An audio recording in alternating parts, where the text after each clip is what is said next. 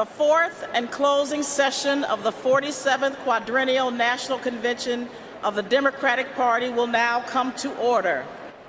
In 2016's version of these conventions, there were speeches and celebrities, protests and promises, tears, cheers, and political potshots. It must be humbling to be so wrong about so much for so long. Welcome to WatchMojo News, the weekly series where we break down news stories that might be on your radar. In this installment, we're counting down 10 crucial facts you should know about the Republican and Democratic National Conventions. Number 10. What happened at the Republican National Convention, or RNC? Heidi and I are so honored to join you here in Cleveland, where LeBron James just led an incredible comeback victory. Held July 18th to the 21st, 2016 at the Quicken Loans Arena in Cleveland, Ohio. The RNC saw Donald Trump formally named as the Republican Party's presidential nominee, with Mike Pence tapped as his running mate. I accept your nomination to run and serve as vice president. Ted Cruz, Marco Rubio, John Kasich, Ben Carson, Jeb Bush, and Rand Paul had all previously dropped out of the race to lead the Republicans, or suspended their campaigns, making Trump's eventual victory an almost foregone conclusion. 6 votes, Kasich. 89 votes, Donald J. Trump. Trump won the vote on the first ballot, with 69.8% of the delegates, which stands as the lowest percentage of delegates won by the Republican nominee since Gerald Ford in 1976. Delegates and alternates to this Republican convention, I am honored by your nomination and I accept it. Number 9. What happened at the Democratic National Convention, or DNC? What happened in this city 240 years ago still has something to teach us today. Held the following week, July 25th to the 28th, 2016, at Wells Fargo Center in Philadelphia, Pennsylvania.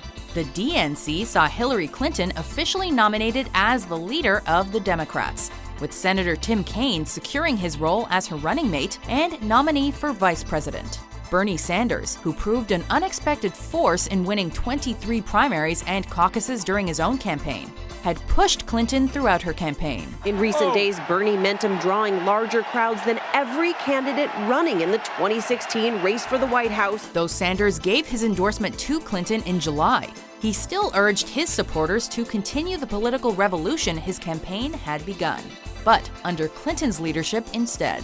And let me thank the 13 million Americans who voted for the political revolution. Hillary became the first woman to be nominated for president by a major political party in the United States. Let's build a better tomorrow for our beloved children and our beloved country. And when we do, America will be greater than ever. Number 8. What were the highlights of the RNC?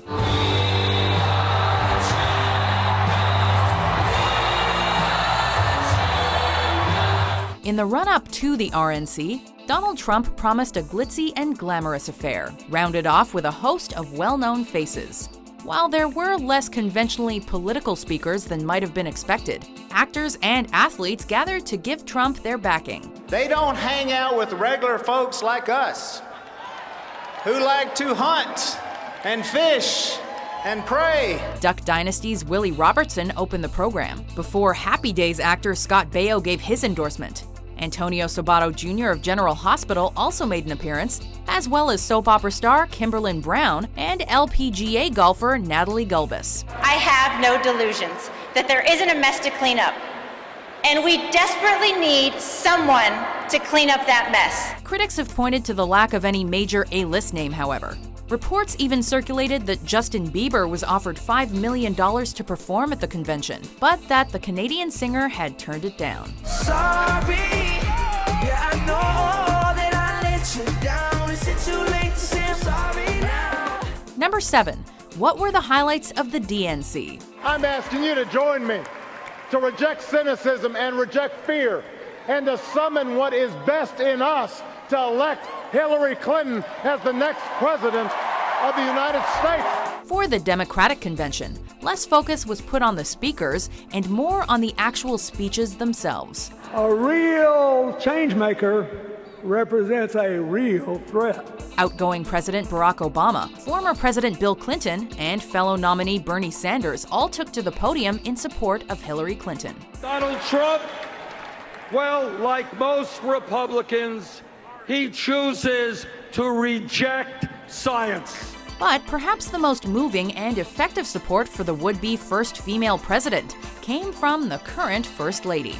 Michelle Obama's 14 minutes on the mic received worldwide attention for her passionate reflections on Hillary as a role model for future generations. We need to pour every last ounce of our passion and our strength and our love for this country into electing Hillary Clinton as president of the United States of America. Cheryl Lankford's revelations that Trump University, quote, cheated her out of insurance money following her husband's death in Baghdad could also prove particularly persuasive for undecided voters. But then he decided to make himself even richer by cheating working people who had nothing to spare.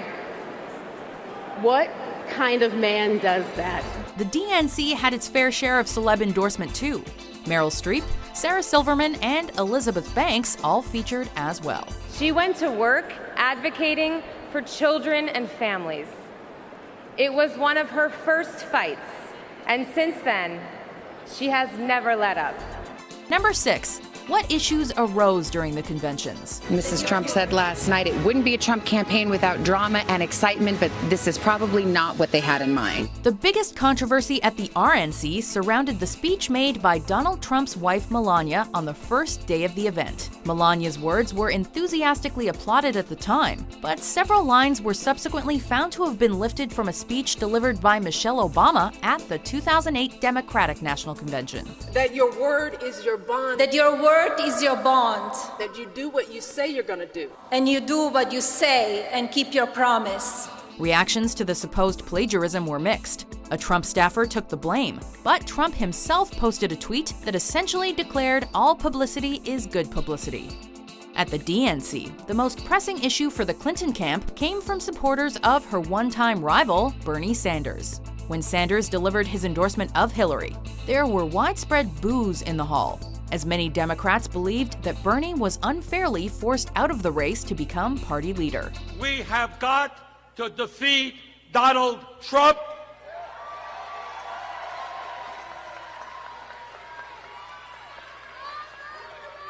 And we have got to elect Hillary Clinton and Tim Kaine.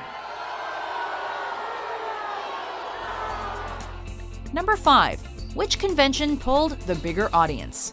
In the ratings war, the DNC came out on top, with more people watching the Democrats than the Republicans on average. Viewing figures for the first, second, and third nights of the Democratic convention beat the respective nights at the RNC. But figures for the final night were a lot more even, with reports suggesting that Donald Trump's official acceptance speech was watched by more people than the corresponding speech made by Hillary Clinton. According to Fortune, the DNC averaged 29.2 million viewers over 4 nights, while the RNC pulled in 25.2 million. However, only 33.3 million people watched Clinton on the final night, compared to 34.9 million for Trump. Number 4. What were the major differences between the two conventions? That we can participate in the political process without fear of retribution, and that our votes will be counted, at least most of the time. Throughout history, the party conventions have proven reasonably similar to one another, with presumptive leaders divided over specific so-called hot topics. We are staying on the offensive, striking terrorists abroad so we do not have to face them here at home. In 2016, though, some important social issues went almost entirely under the radar as each party set out its platform. When analyzing the tone taken at each convention, the Washington Post even asked, quote, "Are the RNC and DNC talking about the same country?" USA, USA, USA.